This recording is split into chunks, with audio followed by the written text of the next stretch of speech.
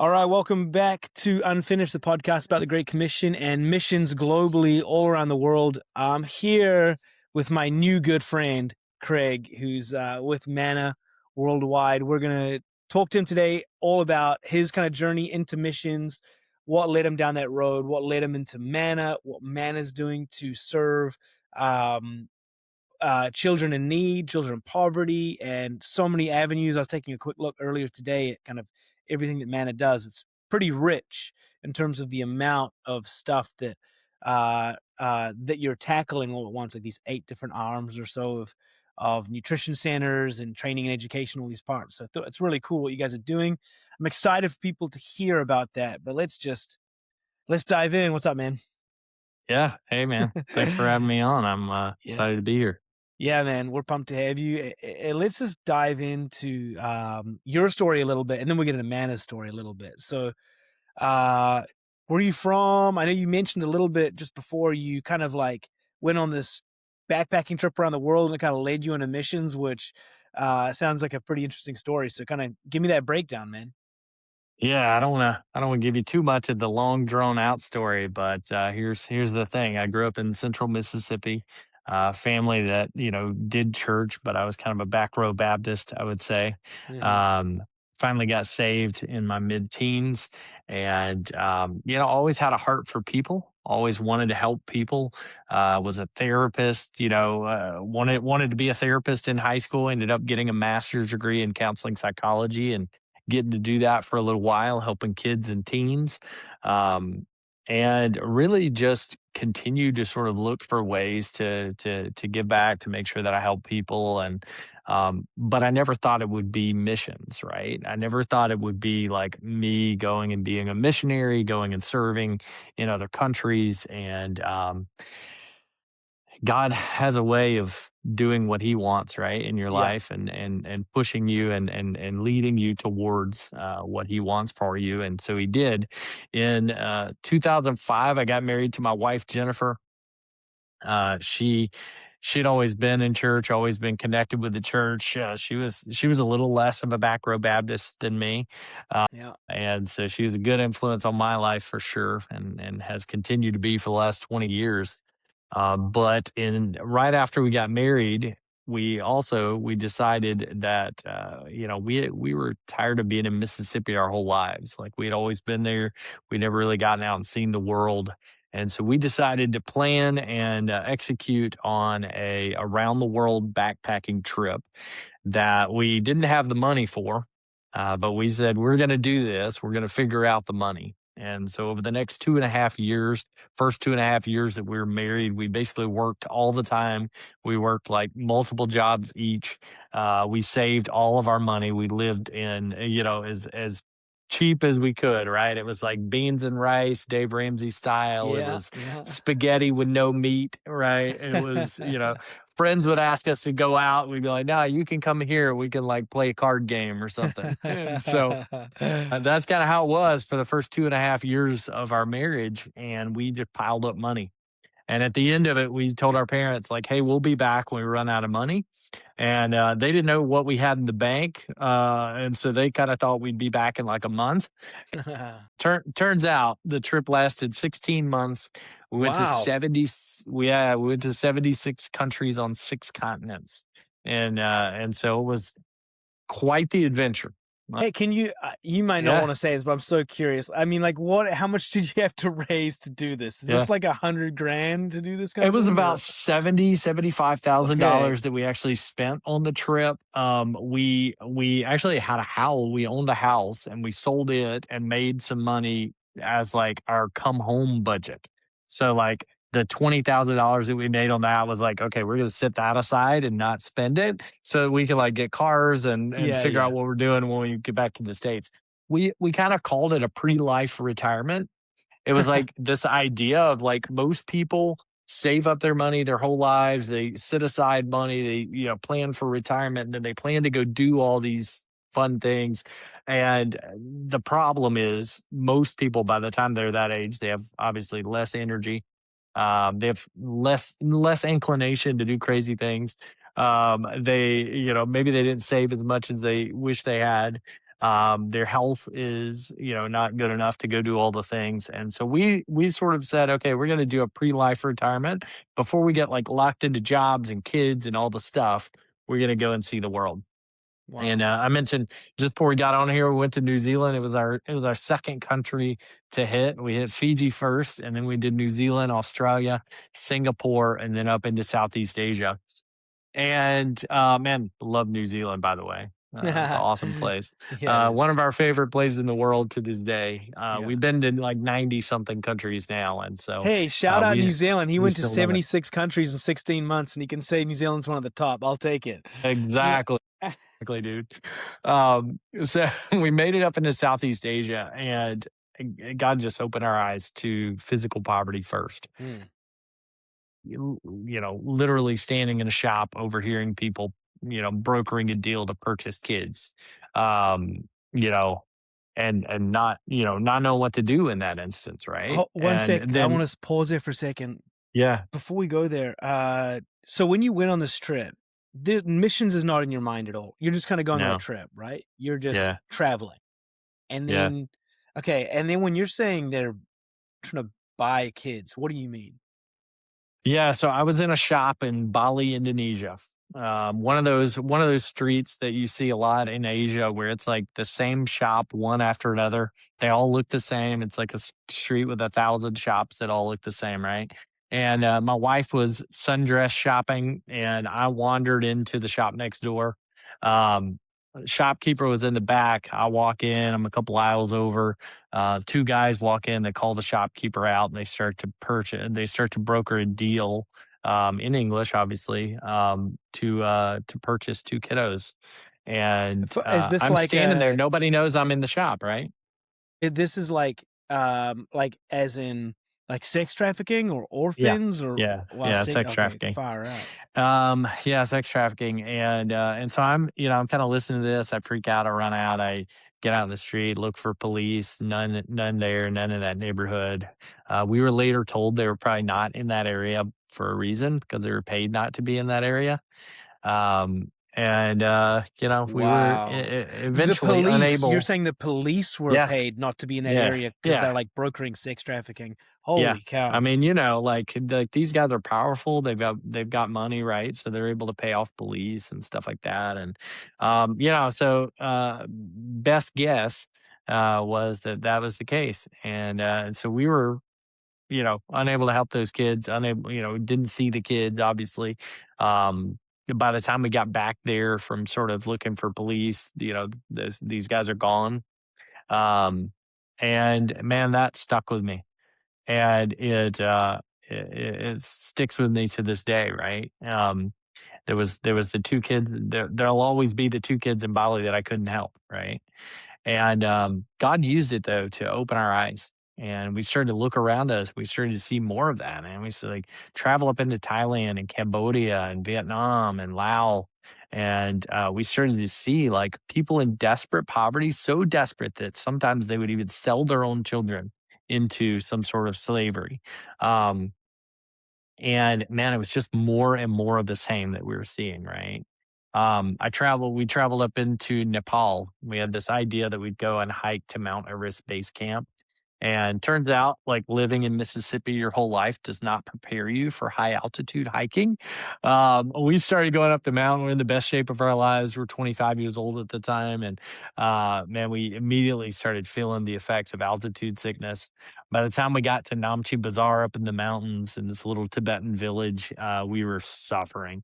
And so we ended up turning back and going back down. And so we didn't make it to Everest Base Camp, but it left us with like a month left in the country where we planned to just be like hiking in the mountains. And, How all of a high sudden did you go in altitude? Do you know? we only went to like 13.5, somewhere in Okay. there, ran in Nah, there, guys something feel like it. that, We've been in maybe. Nepal twice. We've gone up to that's about as high as we've gone, trekking into some villages, and I mean, I haven't felt the effects either of the times I've been, but guys on our team, just as fit as me, got nailed. Like, it's almost like a thing you Yeah. just even if you're super fit, you just can't control it. Some guys get nailed, some guys don't. Yeah.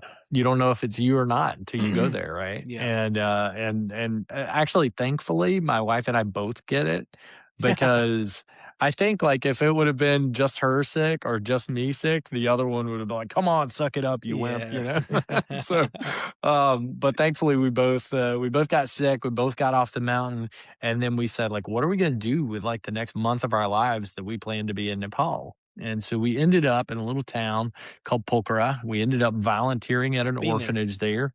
Yeah, it's a great little town. It's Yeah. one of my favorite places on earth, man. Yeah. And we ended up volunteering in an orphanage there. And on the first day that we volunteered, we met a little boy named Sagar, and he was almost 4 years old. And we met a little girl named Asha, who was 8. And we fell in love with them. They fell in love with us, and we immediately started like Googling how do you adopt a child in Nepal, because we're like, man, these kids are in an orphanage. They need a people. They need a place. They need a family. And we're 25 years old at the time, and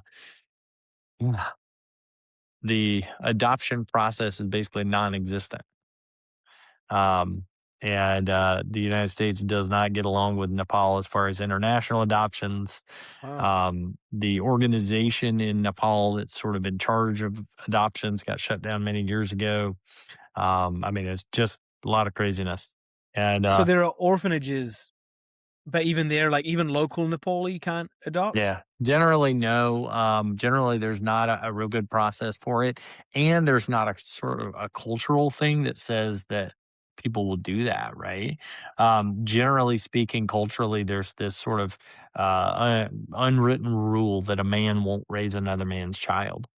They are very big on their property and stuff like that, and passing property through family, lineage, and so it's real tough for them to think about like bringing somebody in that's not blood.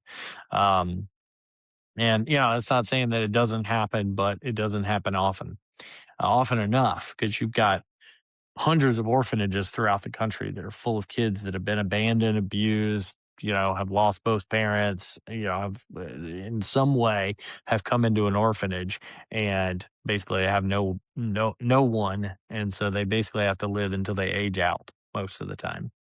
So yeah, heart wrenching, dude. And so what happened was these kids attached to us, we attached to them, and we said, okay, we can't like adopt you right now, apparently, but we're going to keep looking into that side of things. But we're going to start sponsoring you in your orphanage.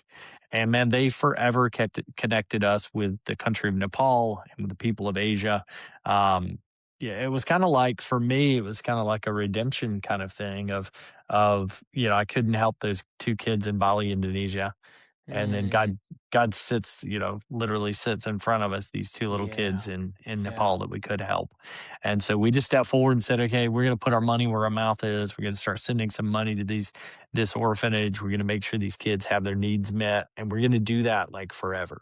Mm, We just made a decision, like, we're not gonna be those people that just send the money and mm, then don't get involved otherwise.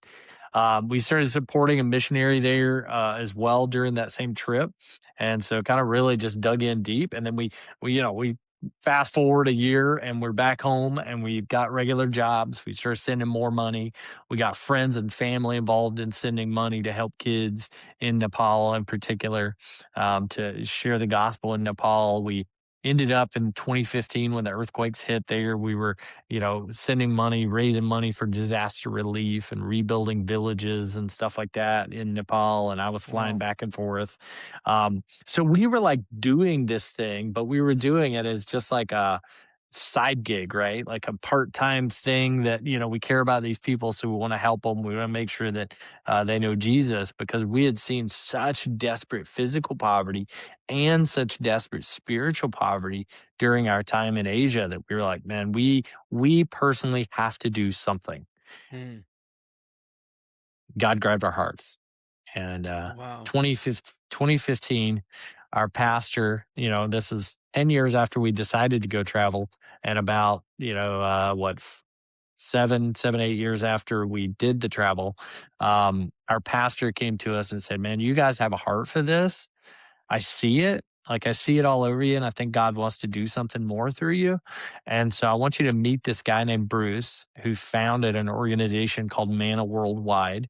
And I want you to just ask him questions and see what he thinks you should do. And we're like, okay, let's go. Wow. Wow, and that that started this whole journey for you with MANNA. Yeah, yeah, kind of a roundabout way, man, but Yeah, okay, and what about those 2 kids? Where do you know where they're at now? yeah. Yeah, so yeah, we're still mom and dad. They're still in Nepal. Asha is aged out of the orphanage, moved out on her own, living her own life, working a job. She's doing, killing it, doing great. Believes in Jesus now. You said to them your mom and dad? Yeah. Yeah, I Wow. mean, we just said, "Hey, like, here's the thing. You can call us what you wanna call us, but, to us, you're our kiddos." Yeah, so we're still mom and dad, right? And, you know, they they look at us like that and message us and talk to us and, and all the things, and we still get to hang out with them a couple times a year at least when we're there in Nepal. Yeah, Sagar is now in college.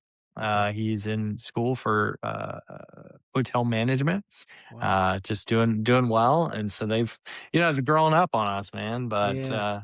they're our adult kiddos. Are they, how's their English? Their English is really good. So, growing up in Nepal, they do a lot of their schooling in English. Mm, They've gotten to go to really good schools all the way mm, through.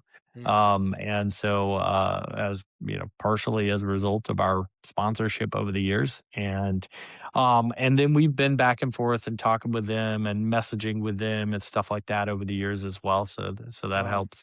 The Um, yeah, the, great kids. um man, this is incredible. I think for people listening too, when they're hearing this stuff, like,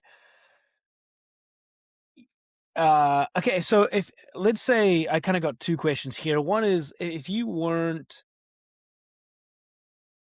what that you guys were okay. Well, first of all, were you supporting the orphanage or them directly The or both? orphanage, yeah. So The we orphanage. just we just said, "Hey, what would it take for us to sponsor these kids, and what's it look like as far as their personal, their expenses for school and books and clothes and all the things?" Yeah. Um, and what kind of figures do they give you that they're like? Because I know obviously at different points you got different. Like you might have just started on your own. You're doing something, and then like you got family and friends. Like, yeah, what can you kind of give me some frame of reference for like what they kind of yeah. Yeah, yeah. When we started sponsoring Asha and Sagar, it was like $75 a month each is what we Wow, were sending, it's nothing. right? And so we just took from because we didn't have jobs at the time, right? We're there in Nepal. We're doing this backpacking trip. We just took from our savings account that was for our like travel money, and we're just like, here's a year's worth. When we get back home and get regular jobs, we'll continue it. But like, here's a year's worth of their support to make sure Wow, they have everything needed, that they wow, need. wow. And then we get home and we started getting friends and people involved, and we started a business and started giving half the money, back, and stuff like that. So we were able to increase that a lot. But like, you got to start somewhere. Yeah. And for us, it was like, man, let's go. What was the if you hadn't provided that support, what do you think those next like years would have looked like for those kids? Like, what did it give them, and what would they have missed out on or not had if you hadn't given them that support? Yeah. I mean, I think like when you're talking about an orphanage, a children's home, something like that, what you're probably talking about is, in my heart, in my head, I know that I'm sponsoring Asha and Sagar, right? Right. Um, but I also know that basically whatever money comes in for the home, that's what they use for the home, Yeah. right? Right. Right. And so realistically, probably, if point to point, it's like what we provided was the ability for their needs to be met so that more kids could come into the home, Got right? it. Okay. That needed a place, right? So, Yeah. so we helped to balance the budget so that Yeah. they could accept more kids in, right? Right. Which is Yeah. which is awesome and we love it. For us though, it was all about like that personal connection. for Asha and Sagar, like they would write us letters when they were little kids, and and draw us pictures, and the orphanage director would like take pictures of them and send them to us, and and Could you stuff get like on that. calls with them? Like, how were We you would able get to? on, yeah, we'd get on, like, back then it was like Skype calls, Yeah, we'd get on with them a little bit, and mail back and forth, like, we'd ship them packages. It would usually yeah, cost more to ship the package than, like, what the value of the contents of the package were worth. So we did some of that stuff, and then we also said, like, "We're gonna go back every chance we get." yeah, And so we started to, like, purposefully like set aside money and make sure it happened to where we got to go back, and we led a mission team back a few years later, and then we started leading more regular trips back and stuff like that. So it wasn't like we didn't just want to be like financial backers for these yeah, for these kids or for this home. We wanted to like dig in and be like, okay, what's it look like for us to be you know as supportive as we can be from half a world away, yeah. right? How many kids were in the school Yeah, so the or children's home children? had about 30 kids, yeah, at the time. And then the other missionary guy that we work with there, well, he's a national pastor, but he ran a school that's now up to like 350 kids, and a children's home as well that was separate from where Asha and Sagar were.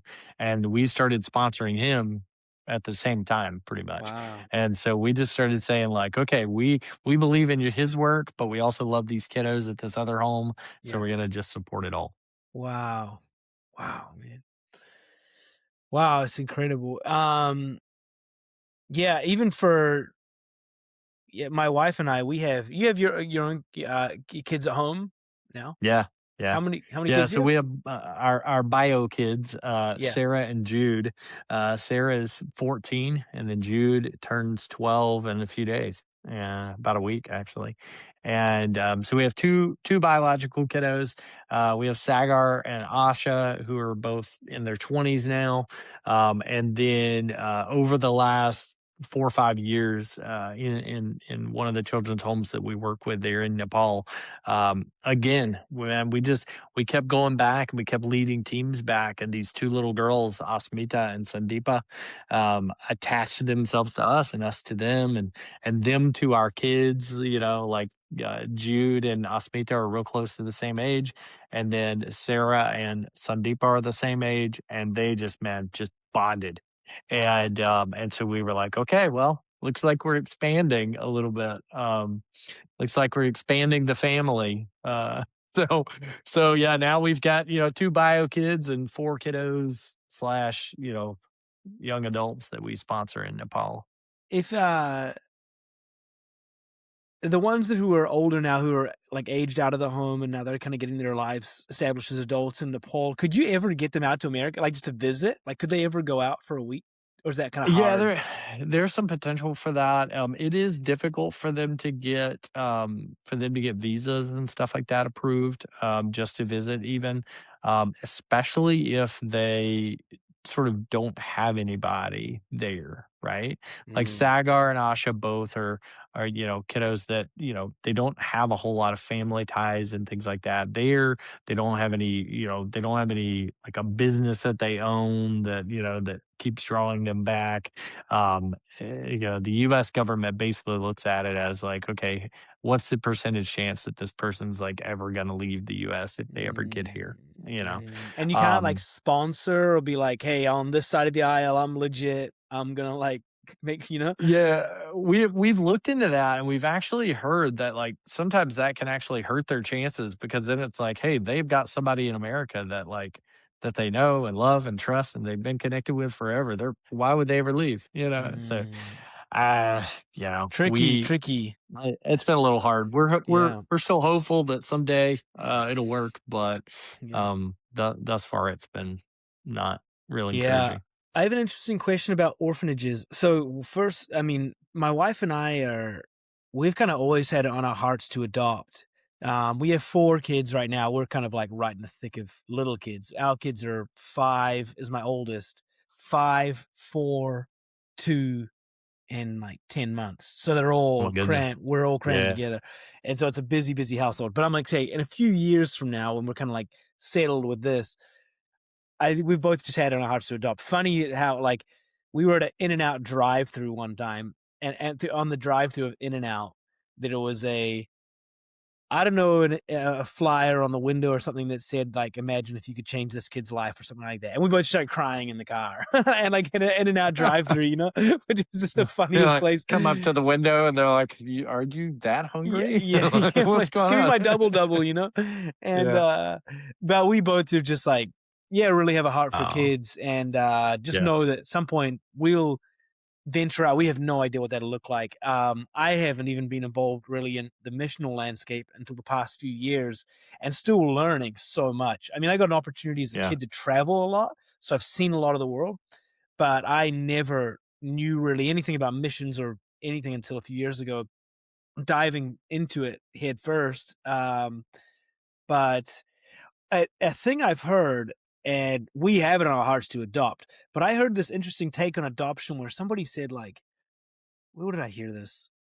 That basically I forget, there's like an organization that's like, or not really in favor of a lot of orphanages because they're like often like children in these other parts have like probably have other family they could have gone to, and it's just like an easy out for certain people, and it's oversaturated, and it kind of becomes a causes more problems, which is hard for me to wrap my head around because I hear stories like what you're just telling me, and I'm like, well, what else would that have school have looked like with a lack of resources, not able to support as many children and change people's lives? So, like, I feel like and I've seen other videos and things of other orphanages in parts of Africa and stuff, people doing amazing work to really Yeah. help kids. So I hear that other Yeah. side. It's hard for me to kind of think about that, but I'm just curious of your perspective there, if you've heard that. Yeah. I mean, I get asked that question fairly often, actually. Mm, And what I always say is that, like, yes, there are people who will take advantage of any situation mm, that, where they can stand to make a buck, right? Yes, there are, like, kid mills where there's 200 kids in a home that's just no staff and not a good living place, right? There are plenty of those terrible situations, but that's what makes it all the more powerful for you as a believer, as a man, as a person who believes in helping people. That's what makes it all the more powerful for you when you get involved and, like, mm, really get and stay involved, right? When mm, you really connect with, the people running it, you really see it over time. You really see the outcomes for the kiddos that come through a children's home. You really see the standard of living and stuff like that for what happens with those kiddos. Then you start to be able to sort of, separate out the ugly from the good, right? mm. And so it's kind of like it's kind of the question of, like, do you throw the baby out with the bathwater, Right. like, literally, right? Like, Yeah. do Yeah. you do you go, some of these turn out bad, so we're not going to have these anymore, Yeah. and Yeah. then what? You Yeah. know, we've got kiddos with us now in our children's home in Nepal that we serve with, who were abused by their parents and they ended Mm, up there. And because that's what the state does with kiddos that they get taken away, right? And so, yeah, you could say, like, oh, they've got, maybe they've got family out there that could take care of them. Maybe, but I guess you could say the same thing in the United States. Like, we have mm, group homes and stuff like that in the United States, mm, children's homes.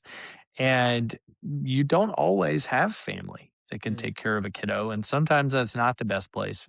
For example, we have a kiddo that came to us named Yosef several years ago. He was taken away from his family because he was the youngest. He was the runt. He was the smallest kiddo. He was the one that was easiest not to feed, and they didn't have enough money to feed everybody. And so they Wow. stopped feeding him, and he was basically starving to death. Holy He was cow. taken, yeah, he was taken from his family and he was brought to us, and we started to feed him and serve him and love him and care for him and give him all the things that he needed and teach him about Jesus and all the stuff, right? And And several months go by, like 6 months go by, and the government comes to us and says, "Hey, we found a family member who has agreed to take care of him. They're going to take him back. Everything looks good." And so we say, "Okay, man, that's awesome. That's awesome that he could be with a family member. That's great." And he goes, and it didn't take too long. The government did some checking in and found out that that family member wasn't taking care of him either, wasn't really feeding him, wasn't providing him the care that he needed. And he was brought back to us again, having suffered the trauma of going back and forth. And now has been with us for several years, since then. And basically, will likely, because of stunted growth, both physically and mentally, emotionally, as a result of not being fed when he was a kiddo, um, will probably always be with the leadership of our children's home, because they basically just said, like, he's probably never going to be able to live on his own, and he'll probably just be there, forever with them. And but if you could see this kid, he's a bundle of joy. He's living his, I mean, he's living the best life that he possibly can. And you go like, this is a kid who now loves Jesus, who has all his needs met, who has a roof over his head and food in his belly. He's forever stunted by what some horrible people did to him, or, did not provide him. And, I think it's turned out pretty good for him, in Yeah. that he's got a place now, right? Yeah. Um, and so, you're always going to have those detractors. You're always going to have those people that say, "Oh, it'd be great if they were all in family homes, with a mom and dad," and whether it's like their biological mom and dad, or whether it's through an adoptive family, or whether it's in a home with a mom and dad figure who take care of a small number of kids, who are sort of like that's their job. Um, and yeah, like in a perfect world, it'd be grand if they had Yeah. families that weren't, horrible at caring for them. And it'd be grand if we had all the money in the world to hire, house parents and put them in a house and only Yeah. put two kids in there with them, and, Yeah. 2.5 kids and a dog, right? Um, but the truth of the matter is, we don't have any of that. We don't have the perfect world. Yeah. Jesus told us we never will till he comes again, right? Yeah. Yeah. We don't have perfect people. And so we're never going to have, a perfect solution to these problems. And so we just look at it, we go, you know what? We're going to do the best we can for Joseph. Yeah. We're going to do the best we can for Asha. We're going to do the best we can for Sagar and Sandeepa and Asmita. Mhm. And we're going to make sure that they have love, that they know that somebody cares about them. They get a chance to hear about Jesus in a country where it's not that easy. They're going to have food in their belly and a roof over their head and clothes on their back. They're going to get education that lifts them out of this, horrible, poverty situation that they're in. And we're just going to go like, we're going to do what we can for those we can. And we're going to try to help another one every year, Yeah. Wow. you know? Wow, man. What a what a story, what a journey. Um well, I want to kind of touch on just like Mana's kind of like strategy and what it's trying to fulfill. So I mean, you so 2015 or so you got involved in Manna. They're based in Fort Worth. Is that like a global headquarters kind of is in Fort Worth? Yeah. Yeah. Basically, Fort Worth is our headquarters, for our international teams. We have assistant and associate directors for Asia, Africa, the Middle East, Eastern Europe, Central and South America, really all over the world. We're working in 50 different countries around the world, about 300 different ongoing projects. We do everything from help to plant churches, with pastors, missionaries, church planters who are in a community long term, full time, doing the work of the gospel. We come alongside. We've helped to plant over 100 churches in the 25 years. Um, we have orphanages, nutrition centers, schools, medical clinics, um, digging water wells. Really, everything that we say we want to do everything that we can possibly do to rescue children from the grip of physical and spiritual poverty. And so we're coming alongside vetted partners who we've generally known for years, who maybe a current partner refers a potential new partner to us. We get to know them over the course of a couple years. We get to see their ministry, see their work. We want to see God at work in their ministry and with his hand on their life Yeah. before we ever decide to partner. And then we come alongside them and we say, hey, here's the thing. You might work in an impoverished area of the world, but turns out like we want to come alongside you and make sure that we can breathe resources and support and encouragement, prayer, mission teams to support your work. And so we come alongside these guys that are absolute rock stars, that are absolute just killing it around the world. And we look at them and we go, man, God's hand is on them. We see it, we know it, and if we just inject some resources and support into it, we know that God's going to blow it up. And so that's what we see, man. We see these guys that are just doing the hard work, in hard places, and we go, that's somebody we need to come alongside and make sure they have what they need to do more. Is most of the leadership, so you've got these directors over regions of the world, but they live in stateside and then they So they kind of focus, or they some live yeah. long term? How does it work? Yeah, so we tend to be based in the United States as far as MANNA staff team, because here's the thing, I've heard a pastor or two say this before, like maybe we've been blessed with resources like no other people group ever on the face of the planet, ever, like in history, for a reason here in the United States, right? And I truly believe that that reason is so that we can bless the world, so that we can help to spread the gospel, so that we can leverage our resources to make Jesus known in places where he's not currently, right?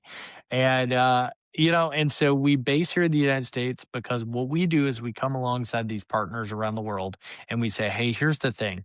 The resources may not be as locally available as we'd hope in the place that you work, but we don't want you with one foot in Nepal or one foot in Cambodia or one foot in Mongolia or one foot in Kenya. We don't want you to have to be running back and forth to the United States or to some other Western country to try to raise money to do what you need to do in your community. Instead, we want you to be fully focused, both feet on the ground, loving people, serving people every single day, and we are going to come alongside you and provide the resources and support you need to make a bigger impact in your community. Wow. That might be one of the greatest takes I've ever heard when were saying about why why people in America are so abundant in resources, right? And just that perspective shift to use that for the rest of the world is a pretty amazing framework that I've never heard said. That's pretty Yeah. powerful. Yeah, I appreciate it. And so here's the thing too, like people, and I can almost like see the detractors in that going, well, like, oh yeah, you think like you've got to go rescue the world, right? With your American Yeah. money, right? There's always those people. And uh, I would say to those people, I have gotten more out of the relationships that I've built internationally, than I've been able to provide. um, Man, you go to some of these countries, you get out in the Gobi Desert in Mongolia, and you see the way people worship Jesus, and you see like people who have nothing physically, right? Like nothing financially, who are serving and giving, and loving and like praising Jesus, and that impacts us more than the finances we're able to bring to the table impacts them. I truly, truly believe that. Yeah. And but like it's the same thing with my kiddos, like that we've sponsored. Like, man, they've impacted our lives so much. Yeah. And I go like the finances that we've given up over the years, to make sure that they had their basic needs met, is such a small gift in comparison to the gift that they've given us, right? And so I look at it and I go like, man, we're not in charge of rescuing anybody, but we are to be good stewards of what God has given us. And so as we seek to be good stewards of what God has given us, we can't say, well, we should just spend it all on ourselves or whatever, because Yeah. obviously that's not stewardship. Yeah. When we look at people who are hungry across the world, um, yeah, like, what else would it take, right? It takes resources to live, Mm. and so you go like, that is the base that we could possibly give somebody, is some Yeah. finances. Yeah. And then beyond that, man, it's love and care and attention and support and encouragement, and teaching them, teaching them about Jesus, obviously first and foremost, but then teaching them about, like, how to live a good life and how to serve people and love people well. And we can demonstrate that to people as we go, and also give them financial resources to Mm. support their base needs. Mm. Um, yeah, I just think that's so important for people here. I think just like what an impact you can have just by adding a line item to your budget that just says, "Hey, let me allot some of Yeah. this like we are just so abundant in resources over here." But and you can easily, if you're not attuned to the rest of the world, if you haven't seen it firsthand, like you can kind of just brush it off, or it becomes another thing. Like people, I think this is one way people begin to look at missions. I think it's honestly how I used to look at missions, is like it's just another saving the whales initiative, or another like Mm, plastics out of the ocean, and you kind of just bucket it in the same thing where it's like, where it's this just just another need in the world, and the whole world's imperfect, and everybody's got a thing they need to solve for, and a thing they need to fix, so it's another thing, and you kind of brush it off. I remember when I was in getting into ministry when I was like 21, and we did like a funny giftings test that is like, "Oh, what's your gifts for ministry?" And I didn't know anything about ministry or missions or anything in the world. But the two things that kind of the test pulled out for me was communications and then missions. And I turned to my brother-in-law and I was like, "I'm not moving to Africa." I was like, "That's not my," I was like, "The test is wrong. yeah, Like, I'm not, this is yeah, not what I'm," because I had this like this false perception of what it is, and just yeah, kind of thought it was this thing that like I'm not called to that, or I'm not, that's not for me. yeah, Um, and then when you start to see it firsthand, uh, it really changes your perception. And also when I think you realize it's easy, I think it like it's easy in America to get caught up in this perception that you can also get caught up in a thing of lack, right? Like I've never got enough, right? We get so caught up in just because yeah, no matter what, the way I also say this to people is like, everybody always talks about how busy they are. Everybody's busy. Everyone's busy all the time because everybody has 24 hours in the day, and everybody fills up the full 24 hours in the day.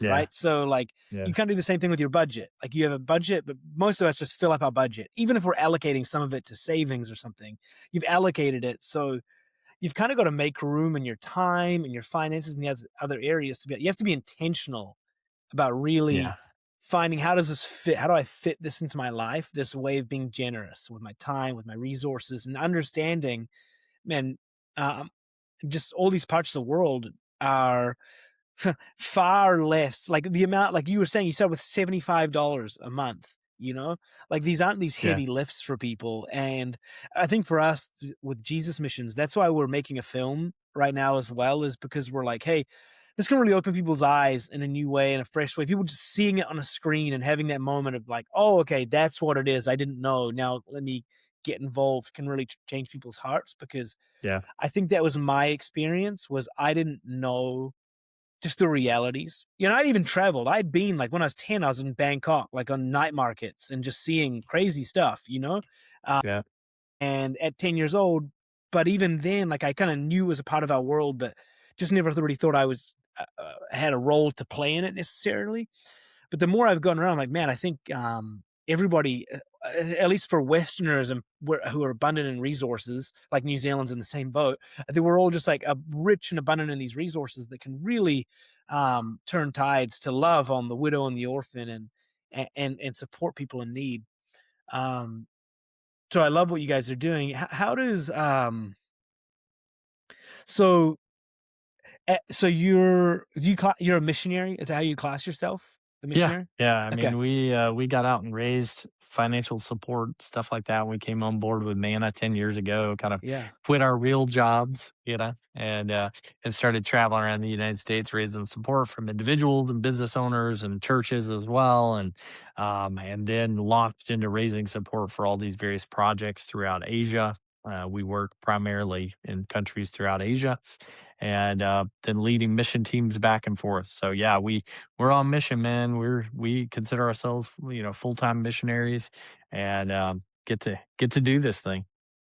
So there's two arms there. So one, you raise support for yourself. Do you guys still do that? Yeah, yeah, we Yep. do. You actively do that? Yep. Yeah, And yeah. then so you Thank do it for thank your God it's been good for a long time. So yeah. thankful for our supporters for that. That has its own sacrifice. I mean, like, I don't know what people's perception is of that, but uh I'm like, that's, that's its own real sacrifice and challenge to be able to like to be able to be like really to live on faith and be like, I'm just going to trust that Lord's. I mean, I'm going to be proactive in finding funding and that kind of thing. But that's its Yeah, own. I think it's just worthy to recognize because it's a hard choice to make and not be like, "Hey, I'm gonna step out and give up this regular like stable paycheck every month to just rely on support for this." yeah. Um, which I think is really inspiring. So then you're doing that, and then you're also raising money for these projects around the world. Yeah, raising money separately for projects.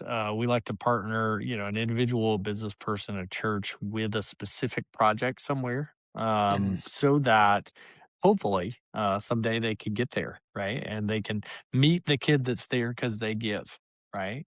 I would say, like, we have these nutrition center projects, right, in countries around the world. And these are kids who live with their family still, but their family maybe is having to make the decision of, like, can we afford to send them to school and feed them? You know? And often it's like, Crazy. okay, it's like, I can't send them to school. I need them. There's a little girl in a market in Nepal that I walk past, often when I'm there. And she sits on the side of the road and she sells baby chickens, and she's got a little basket with baby chickens in it. And you go, like, why is this little girl not in school, right? But really it probably comes down to her family can't afford to feed her if she's not out selling baby chickens, right? And so then she doesn't get to go to school. Well, then who does she become if she never gets any education, right? She's 9 years old and she's selling chickens on the side of the street, right? And you see that, across Asia, across Africa, and many of the places that are the most impoverished in the world. You see, families having to make hard decisions like that, and a lot of the time they're good parents. They're trying. They're just, uneducated themselves, struggling, have lack of education opportunity themselves. And so they end up sort of passing that lack of education opportunity onto their kiddos because they can't do anything else. And so, like, we have these Mm. nutrition centers that'll come into a community and, usually in a local church. So we partner with this pastor or missionary who has a local church, or we help them to plant one. And then we say, hey, go out in your community and find 30 kids who are struggling the most, and then talk to the parents, invite these kids to come into the church 4, 5, 6 times a week and get their food needs met, get some educational support, because I mean, these missionaries and pastors tend to be some of the better educated people in a community. Um, get some educational support, help with their homework, do some arts and crafts. Hear a Bible story every time they come. Um, you know, get healthier because their bellies are filled with better food, and higher quality food and more food. And so, like, we take these, 30 kids usually to start with, and we say, like, hey, we're going to take these kids in, we're going to help them 4, 5, 6 days a week. We're going to make sure they have those needs met. That takes the monkey off the back of the parents, to provide that food for them. And then the parents able to send them to school. Right. And then this kiddo comes in, every day after school. It's kind of like an after school program usually. They come in after school, they get support with their homework and their studies. And so then these kids, we start to see them coming to faith in Jesus because they're hearing about him every day. They're singing worship songs. They're learning to play and sing music. They're taking that home to their families. Their families are getting curious. Their families are coming to the church and getting saved. We see, kids that are healthier because they got good food in their belly multiple times a week.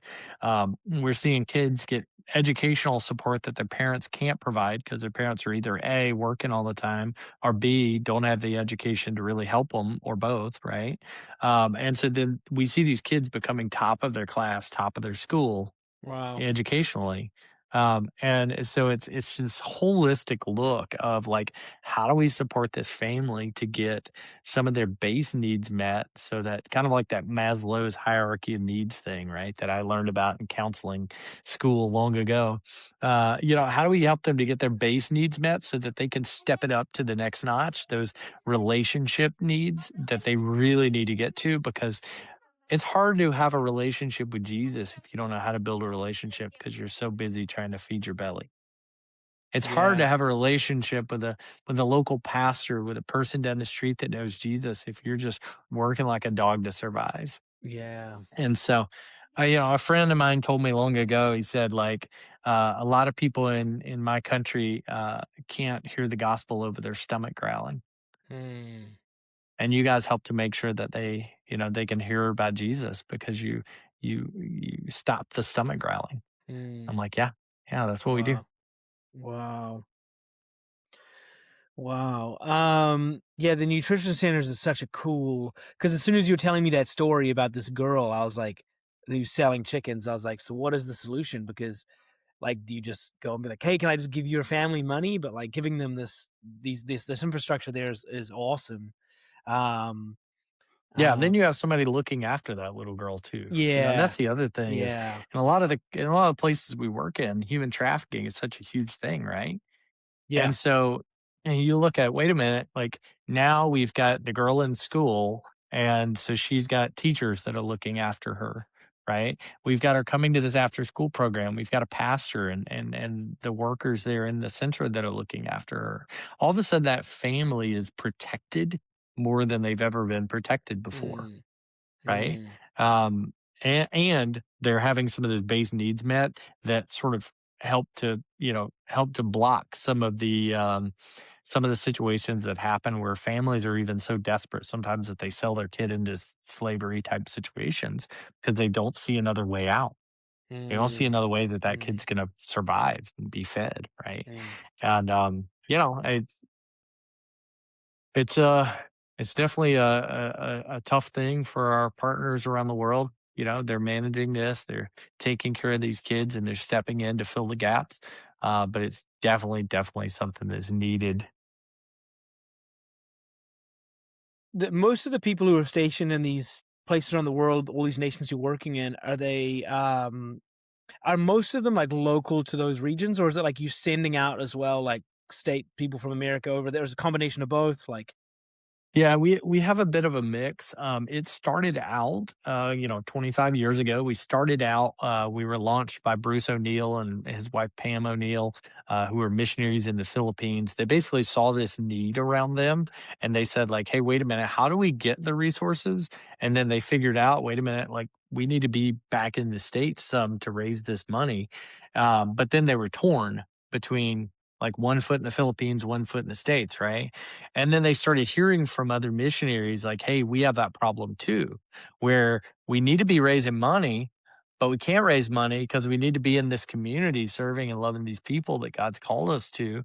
And now we're just torn between the two things. It's not healthy for their ministry. It's not healthy for their family. It's not a great situation. And so Manna comes alongside and says, hey, like stay where you're at, stay 100% focused, both feet in where you're at, and let us help you with the support of it all, right?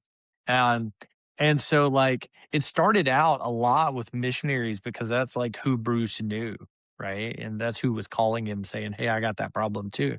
mm, Um, but then what we started to see is more and more it is a missionary that we work with says, "Hey, I've got this right hand man in Nepal here or in the Philippines or Kenya or, Colombia. And he is an incredible man of God. He and his family are just doing an awesome work.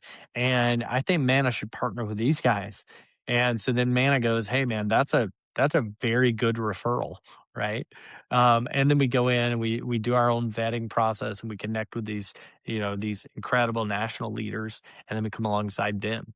And so we are sort of a both and as far as that's concerned. Like, man, we Mm, still believe that missionaries need to be sent out of the United States. Missionaries need to be sent out of the Philippines and Mexico and South Korea and all these countries that are becoming quickly sending nations. They still need to be sent from all those places. They still need partners to come alongside them, like MANNA Worldwide. But then we're also looking and going like, who are the nationals? Who are the right. people that are grinding it out? They've never had support. They don't have any connections, but God's got His hand on them, and we want to come alongside Mm, and kind of hold up that other arm, right? yeah. Okay, yeah, super cool. And so for people who are now hearing this, what do you what would you share that's like what's the next step for people to kind of get involved here? Like is it you just go to Manna's website? Is it you go a trip somewhere, go experience this on the other side of the world, start to find somebody to give to or give to a movement or a person? Or what do you think is that next step for people who are like, man, I haven't really gotten started in this yet. I don't know how to or where to begin. What do you tell people? Yeah, I think, the thing of it is realizing our position.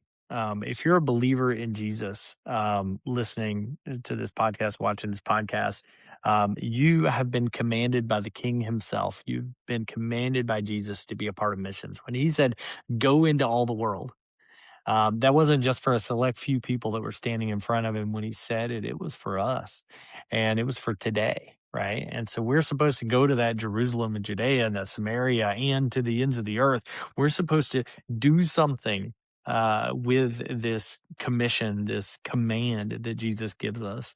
We're not to look at it as a calling for a select few people. That when the call, when we think about like a calling, when I don't have my phone sitting in front of me, but when we pick up our phone, we see somebody's calling, we can like reject or we can accept, right?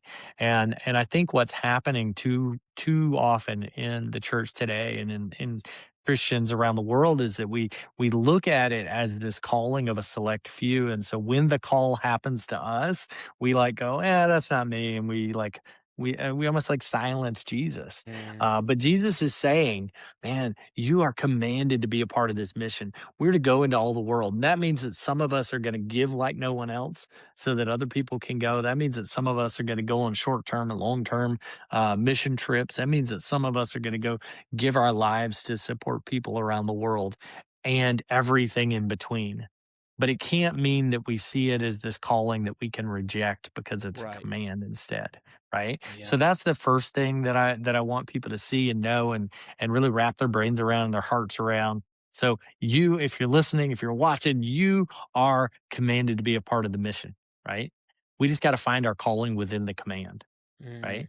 And so, if it looks like coming alongside MANNA Worldwide and partnering with us, you can go to the MANNA website. It's just MANNA, MANNA, worldwide.com. So MANNAworldwide.com. You can find information about where we work. You can find, all of our staff and our team, and you can find mission trips there, ways to give.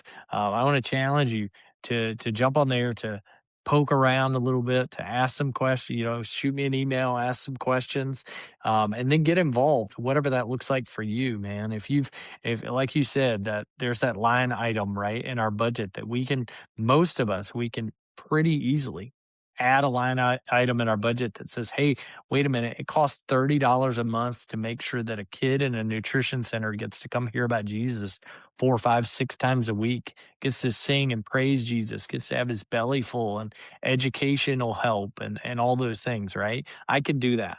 Yeah. And so I would challenge people to say yes to whatever God challenges them to do in this. Mm, So go mm, poke around, pray about it, ask God what He'd have you do, and then take a step. yeah. Um, like you said, we lead mission trips around the world.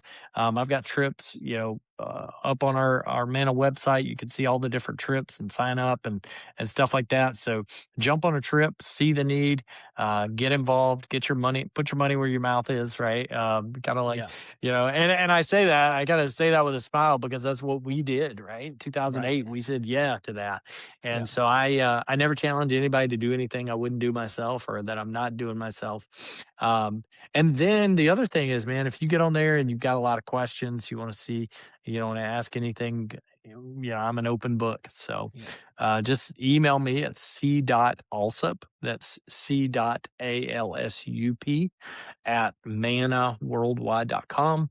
Cool. And just ask me any questions you got, Yeah. man, and I'll jump in and answer anything. I'm pretty much an open book. Yeah. I love that, man. And I'm gonna I'll put both of those in the description of this podcast. So if you're listening, just hit the link straight from the description right there. You can get straight onto the website. You can see everything they're doing. It is pretty amazing. It's all really cleanly laid out there, so it's easy to track down. And I think what's valuable for people, honestly, is because there is this world is so deep and rich of like nations and cultures and which missions organization, all these things. Like, I think what's really valuable is people to hear some of these stories firsthand that you're sharing with people because then they get to know you. They get to have a more personal touch with the organization. They're like, okay, they feel that layer of that wall of trust kind of opened up a little bit. Where like, okay, I kind of know now, as opposed to Yeah. going on the first time and not really knowing who's who and what's what. It's a little bit hard to navigate. And I think that's amazing just people getting to hear some of those stories. Cause even for me, I'm like, man, it kind of fires me up. I've been deep in this thing for 3 years.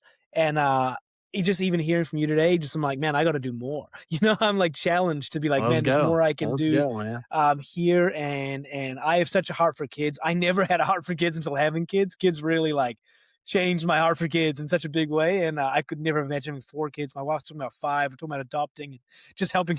I think my heart just changed having kids. But man, it's so inspiring what you're doing and what MANNA's doing. And we just cheer you guys on. We celebrate that work and just strongly encourage if you're listening to this podcast, go to that website because I think if you're not looking, it's hard to you got to seek, right? You got to look for like what's Mhm. your intro, what's your entrance in, what's your doorway in. If you heard something in the podcast from nutrition centers or education or orphanages or a piece of the puzzle that's kind of tugging on you, open up that doorway a little more. Look for that piece because otherwise, people kind of just are waiting for the thing to fall into your lap. But really, Yeah. you need to go and be proactive and be like, how can I look for the route to go do it? Like you said it perfectly, is this was God's command to us. So don't be passive in that command, be obedient to that call and make room in your budget, make room in your daily life to be praying for these people and to be